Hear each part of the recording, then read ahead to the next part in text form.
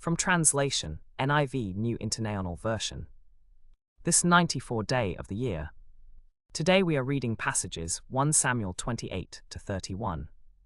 1 Samuel chapter 28, verses 1 to 25. In those days the Philistines gathered their forces to fight against Israel. Achish said to David, "You must understand that you and your men will accompany me in the army." David replied, "Very well, you will know what your servant can do." Achish said, "Very well, I will make you my bodyguard for life." Now Samuel was dead, and all Israel had mourned for him and buried him in his own town of Ramah. Saul had expelled the mediums and spiritists from the land. The Philistines assembled and came and set up camp at Shunem, while Saul gathered all the Israelites and set up camp at Gilboa. When Saul saw the Philistine army, he was afraid. Terror filled his heart. He inquired of the Lord, but the Lord did not answer him by dreams or Urim or prophets. Saul then said to his attendants, "Find me a woman who is a medium, so I may go and inquire of her." "There is one in Endor," they said. Then Saul disguised himself, putting on other clothes, and at night he and 2 men went to the woman. "Consult a spirit for me," he said, "and bring up for me the one I name." But the woman said to him, "Surely you know what Saul has done. He has cut off the mediums and spiritists from the land.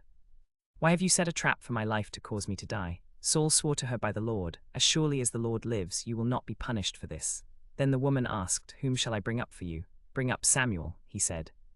When the woman saw Samuel, she cried out at the top of her voice and said to Saul, "Why have you deceived me? You are Saul." The king said to her, "Don't be afraid. What do you see?" The woman said, "I see a spirit coming up from the ground."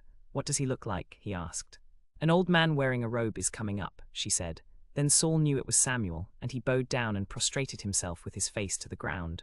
"Why have you disturbed me by bringing me up?" Samuel asked. "I am in great distress," Saul said. "The Philistines are fighting against me, and God has turned away from me. He no longer answers me, either by prophets or by dreams. So I have called on you to tell me what to do." Samuel said, "Why do you consult me, now that the Lord has turned away from you and become your enemy? The Lord has done what he predicted through me. The Lord has torn the kingdom out of your hands and given it to one of your neighbors, to David. Because you did not obey the Lord or carry out his fierce wrath against the Amalekites, the Lord has done this to you today.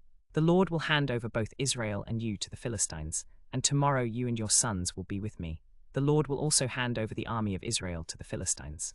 Saul fell full length to the ground, filled with fear because of Samuel's words. His strength was gone, for he had eaten nothing all that day and all night. "When are you going to leave me?" Saul asked. Samuel answered, "Why do you ask me, since the Lord has turned away from you and become your enemy? The Lord has done what he predicted through me. The Lord will tear the kingdom out of Saul's hand and give it to David, son of Jesse." Then the woman came to Saul and saw that he was terrified, and she said, "Look, your servant has obeyed you. I took my life in my hands and did what you told me to do.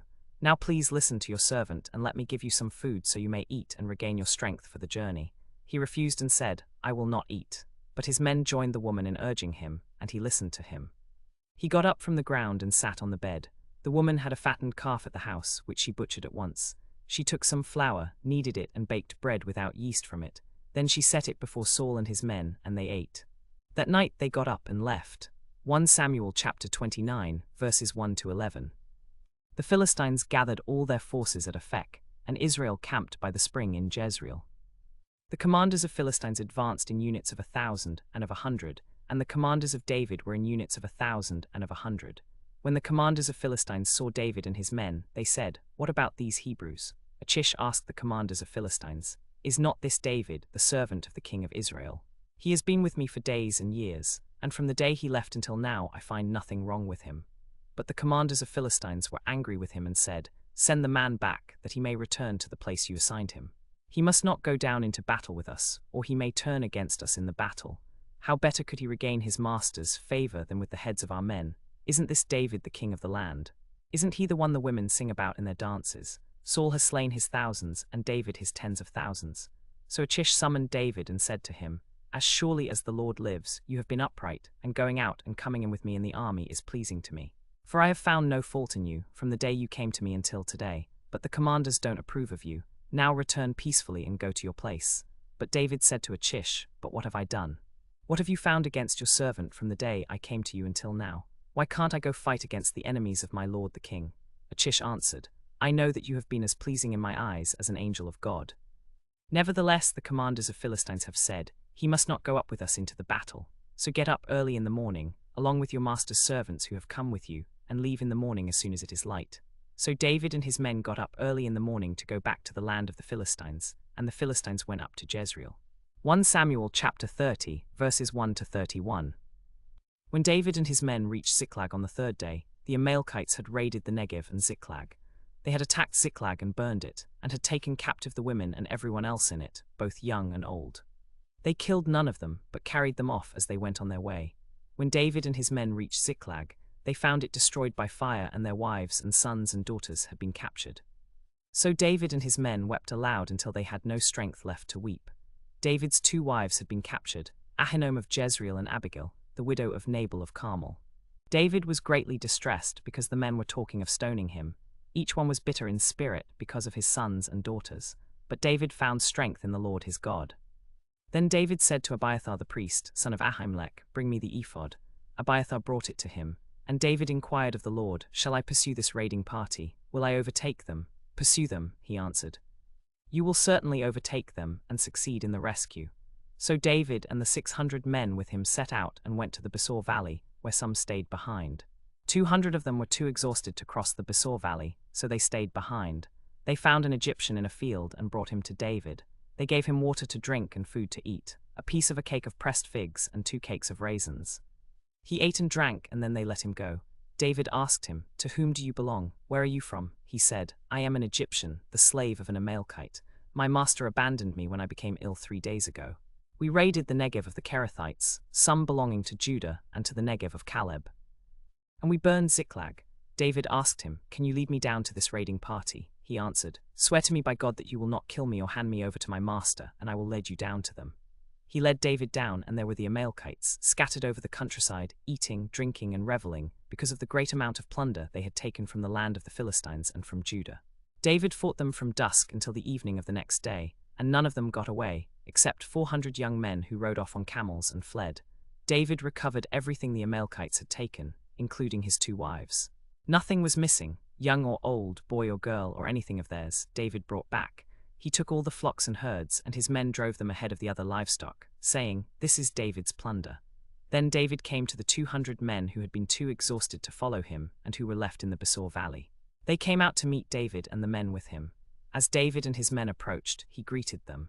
But all the evil men and troublemakers among David's men said, "Because they did not go out with us, we will not share with them the plunder we have recovered. However, each man may take his wife and children and leave."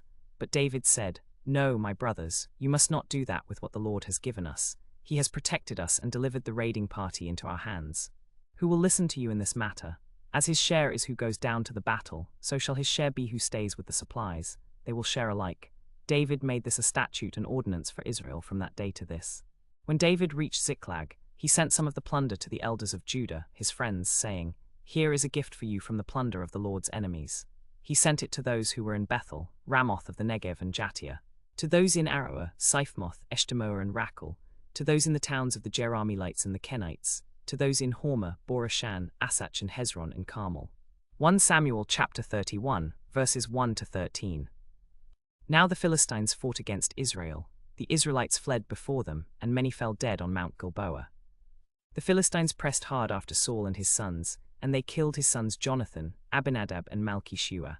The battle pressed in hard on Saul. The archers overtook him, and he was badly wounded by them. Saul said to his armor-bearer, "Draw your sword and run me through, or these uncircumcised fellows will come and run me through and abuse me." But his armor-bearer was terrified and would not do it. So Saul took his own sword and fell on it. When the armor-bearer saw that Saul was dead, he too fell on his sword and died. So Saul and his 3 sons died, and all his house died together. When all the Israelites in the valley saw that the army had fled, and that Saul and his sons had died, they abandoned their towns and fled. And the Philistines came and occupied them. The next day, when the Philistines came to strip the dead, they found Saul and his 3 sons fallen on Mount Gilboa. They cut off his head and stripped off his armor, and they sent messengers throughout the land of the Philistines to proclaim the news in the temple of their idols and among their people. They put his armor in the temple of the Ashtoreths and fastened his body to the wall of Beit Shan.